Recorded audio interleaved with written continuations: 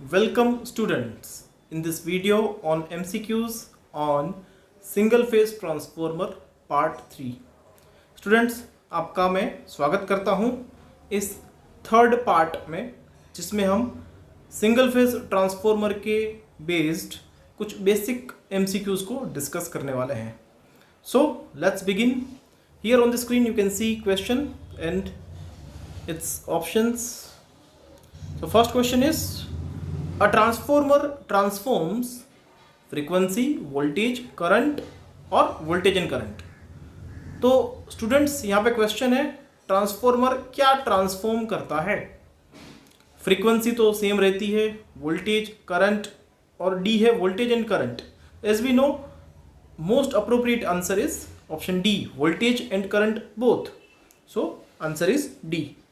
Next, in an ideal transformer, एक आदर्श transformer में क्या होता है. Option A, winding has no resistance. B, core has no losses. C, core has infinite permeability.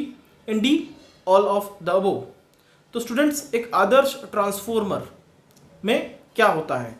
तो first three options जो हैं जिसमें वाइंडिंग में कोई रेजिस्टेंस नहीं है या कोर लॉस जीरो है, no losses, core has infinite permeability, ये तीन चीज एक आदर्श ट्रांसफॉर्मर में, आइडियल ट्रांसफॉर्मर में होती है. So correct option is option D, all of the above.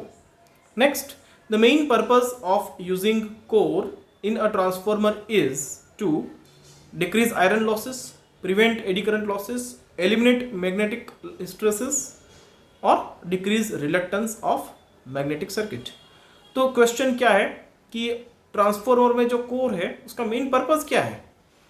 तो ट्रांसफॉर्मर में कोर रखने का हमारा मेन पर्पस होता है रिलक्टेंस जो है मैग्नेटिक सर्किट का वो कम से कम हो, यानी to decrease reluctance of magnetic circuit we use core in transformer. जैसे मैंने आपको पहले पार्ट में बताया था कि रिलक्टेंस क्या होता है. रिलक्टेंस होता है एक प्रॉपर्टी जिससे कि मैग्नेटिक फील्ड लाइंस को ओपोजिशन मिलता है एस्टैब्लिशमेंट के टाइम. जब कोई मटेरियल में मैग्नेटिक फील्ड लाइंस एस्टैब्लिश होने का प्रयत्न करती है तब मटेरियल की प्रॉपर्टी जो मैग्नेटिक फील्ड लाइंस को ओपोज करती है उस प्रॉपर्टी को हम बोलते हैं रिलक्टेंस, जो कम से कम होना चाहिए, और उसके लिए हम ट्रांसफॉर्मर में कोर का यूज करते हैं. Next, transformer cores are laminated in order to. Transformer की कोर को लेमिनेटेड क्यों किया जाता है.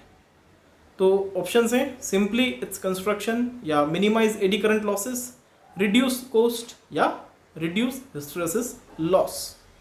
तो यहाँ पे हम जो कोर का कंस्ट्रक्शन देखें तो हमें पता लगता है कि थिन लेमिनेटेड शीट्स को कंबाइन करके हम कोर का कंस्ट्रक्शन बनाते हैं जिसमें कॉस्ट ज़्यादा आती है बट हमें उससे एडी करंट लॉसेस का वैल्यू कम होता हुआ दिखता है, क्योंकि एडी करंट लॉसेस जो है वो थिकनेस ऑफ द मटेरियल पे डिपेंडेंट है, और कोर जो है उसको हम थिन लेमिनेटेड शीट्स में डिवाइड करके हम उसकी जो थिकनेस है वो कम कर देते हैं ताकि एडी करंट जो है उसकी वैल्यू कम हो जाए, जिससे कि एडी करंट लॉसेस कम हो जाते हैं. That's why correct answer is B, minimize eddy current losses. Next question is, a transformer having 1000 primary turns is connected to a 250 volt AC supply for a secondary voltage of 400 volt. The number of secondary turns should be.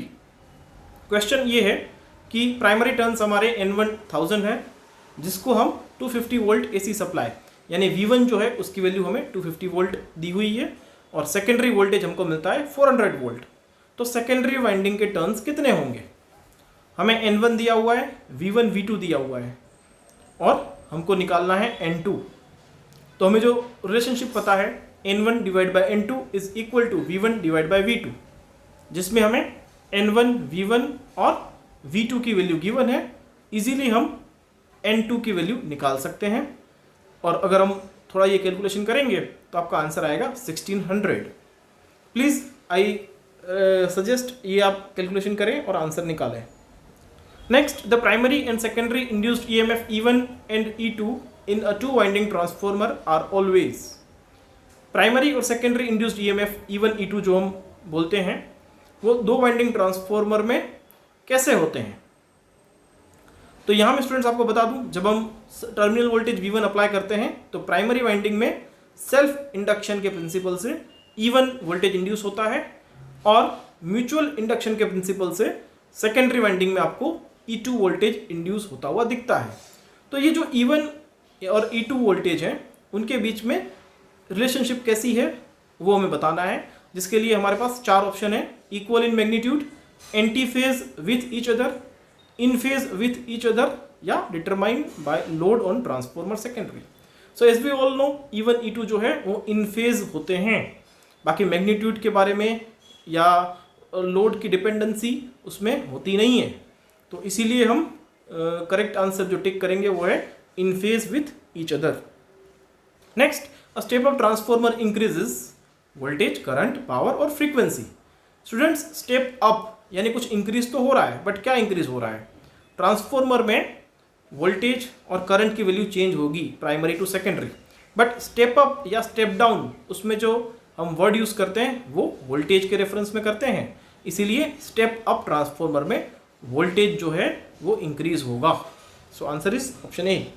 Next, primary and secondary windings of a 2 winding transformer always have different number of turns, same size of copper wire, a common magnetic circuit और separate magnetic circuit. तो students यहाँ पे समझिए, primary और secondary winding जो है उसमें number of turns तो डिफरेंट हो सकते हैं, उनमें कॉपर वायर की साइज भी चेंज हो सकती है, और मैग्नेटिक सर्किट की अगर बात करें तो वो दोनों के बीच में कॉमन रहती है। That's why correct answer is C, a common magnetic circuit. Next, in a 2 winding transformer the EMF per turn in secondary winding is always dash the induced EMF per turn in primary। तो यहाँ पे question है कि 2 winding transformer में EMF पर turn जो secondary winding का है वो EMF पर टर्न इन प्राइमरी वाइंडिंग से कैसा होगा, है ना।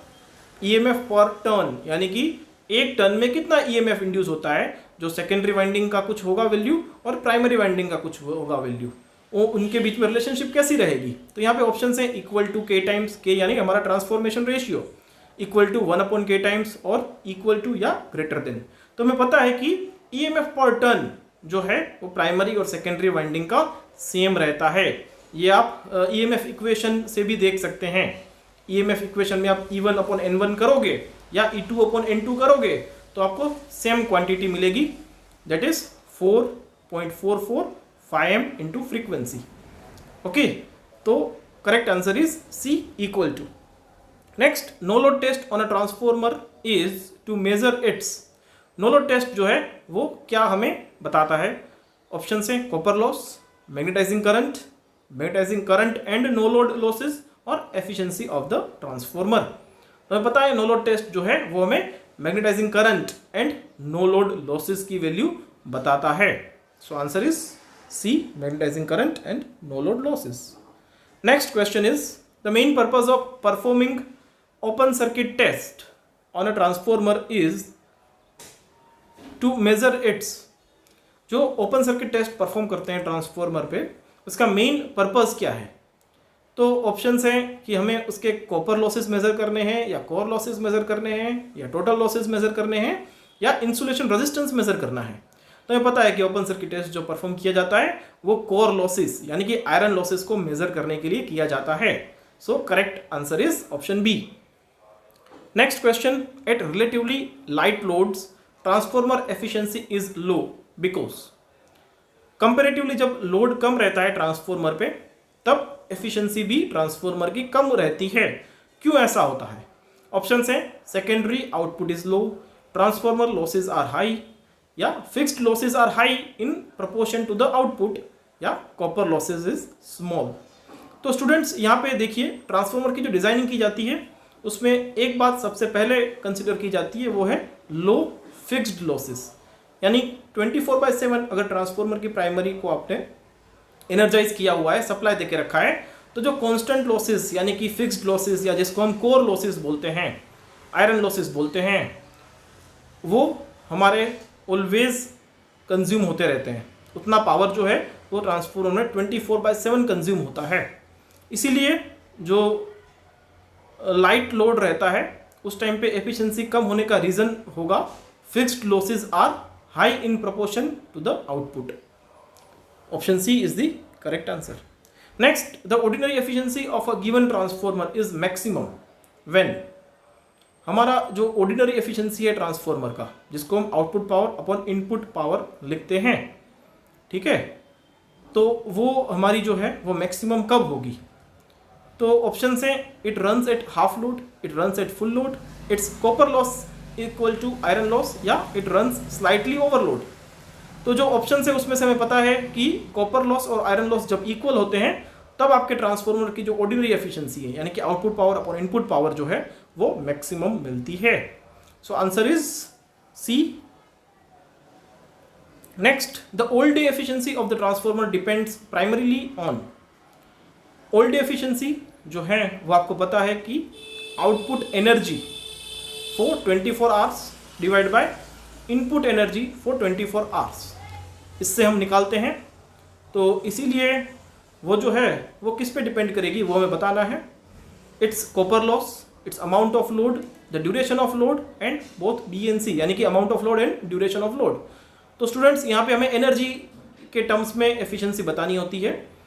तो एनर्जी जो होता है वो क्या होता है? पावर इनटू टाइम, यानी कि पावर यानी लोड और टाइम दोनों पे ये चीज़ डिपेंडेंट रहती है। तो आंसर होगा आपका both B and C। Next, the essential condition for parallel operation of two single phase transformer is that they should have the same. Option हैं polarity, KVA rating, voltage ratio और percentage impedance. हमें यह बताना है कि essential यानी कि must condition कौन सी है दो सिंगल फेज ट्रांसफॉर्मर के पैरेलल ऑपरेशन के लिए। तो KVA रेटिंग डिफरेंट हो सकती है या वोल्टेज रेशियो भी थोड़ा स्लाइट चेंज हो सकता है, परसेंटेज इम्पीडेंस भी चेंज हो सकता है, बट पोलैरिटी जो है वो सेम होनी ही चाहिए। अगर आपको दो सिंगल फेज ट्रांसफॉर्मर को पैरेलल में कनेक्ट करना है तो उन दोनों की पोलैरिटी सेम होनी ही चाहिए। So the answer is A। Next, if φm यानी कि maximum value of flux is the maximum value of flux in the core, then the average rate of change of flux is. अगर φm आपका maximum value है flux का core में, तो average rate of change of flux, ठीक है, वो कितना होगा? तो स्टूडेंट्स ये आप जान सकते हैं, अगर आपने EMF इक्वेशन अच्छे से डिराइव किया है तो आपको पता होगा कि average rate of change of flux यानी it is nothing but your induced EMF, वो कितना होगा? तो उसके लिए हमें पता है कि हम जो पूरा डेरिवेशन करते हैं उसमें change in flux divide by time लेते हैं। चेंज इन फ्लक्स हम φm टू 0 और time for 1/4 of the cycle that is 1/4f लेते हैं, और उसके अकॉर्डिंग हमारा आंसर बनता है 4 times frequency into φm। So correct answer is C, 4f φm। Which loss is not common between a transformer and rotating machines. इसमें से कौन सा लॉस जो है वो ट्रांसफॉर्मर और रोटेटिंग मशीन्स यानी कि मोटर एंड जनरेटर के बीच में कॉमन नहीं है? ऑप्शन है eddy current loss, copper loss, windage loss और हिस्टेरेसिस लॉस। तो हमें पता है स्टूडेंट्स की जो एडी करंट, कॉपर और हिस्टेरेसिस लॉस है वो चाहे रोटेटिंग मशीन हो या स्टैटिक मशीन यानी कि ट्रांसफॉर्मर हो, सब में वो हमें देखने को मिलता है। बट जो विंडेज लॉस है वो हमें ट्रांसफॉर्मर में देखने को नहीं मिलता है, बिकॉज विंडेज लॉस है जो हमें एयर रेजिस्टेंस लगता है, उससे जो लॉसेस होता है उसको हम विंडेज लॉस बोलते हैं, जो ट्रांसफॉर्मर में मूविंग पार्ट ना होने की वजह से हमें देखने को नहीं मिलता है।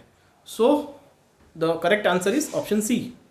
Next, the efficiency of a transformer will be maximum when. Transformer की एफिशिएंसी जो मैक्सिमम हमें चाहिए तो वो कब मिलेगी? तो ये क्वेश्चंस आई थिंक रिपीट है, हमने आगे देख लिया है कि जब कॉपर लॉसेस और आयरन लॉसेस इक्वल होते हैं तभी हमें मिलती है मैक्सिमम एफिशिएंसी। देखिए स्टूडेंट्स, क्वेश्चन वही है बट ऑप्शंस अलग है। यहाँ पे ऑप्शंस में काफ़ी कुछ कंफ्यूजिंग अगर आपको दिखता है तो उसमें से आपको करेक्ट ऑप्शन सिलेक्ट करना है, that is option D, copper losses equal to iron losses.